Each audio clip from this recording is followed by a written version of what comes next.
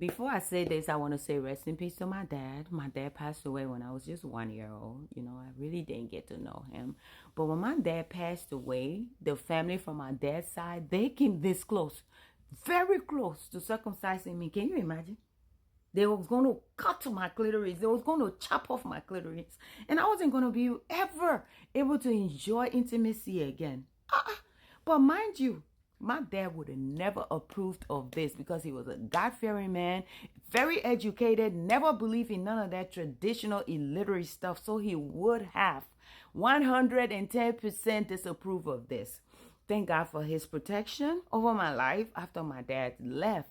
They tried to do it to me, and thank God for my mom who dragged them to court and prevented them from doing it to me. Can you imagine? I sit these days and I'm like, what's going on through these people's mind?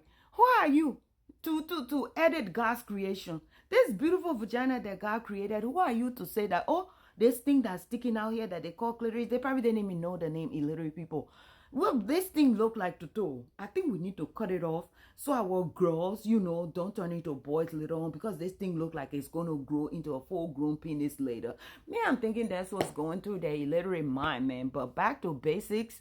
It was a form of prevention that will keep girls, young girls from enjoying intimacy just in case they lost their virginity too early. They won't be able to enjoy it anymore, to go back and indulge into it more. And it's supposed to help them to stay focused in school, learning and growing instead of focusing into, indulging into sex life. Does it make any sense? It don't make any sense. Okay.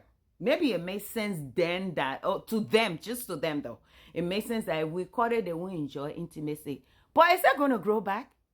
Abby, Jesus, it's not going to grow back. You cut it while we are young. It's not going to grow back later for us to enjoy intimacy at the rightful time with our husbands or with whomever we want to be intimate with.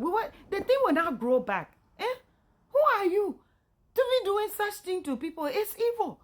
They need to grab these grown-ups who are still doing these things in these modern days, pin them down, open their legs like that.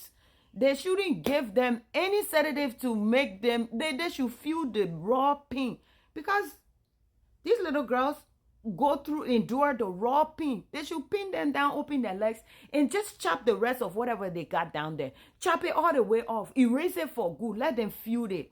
How do you do this to people, man? You don't do that to people. We need to enjoy intimacy later on in life. So leave our thing alone. Leave our toto alone.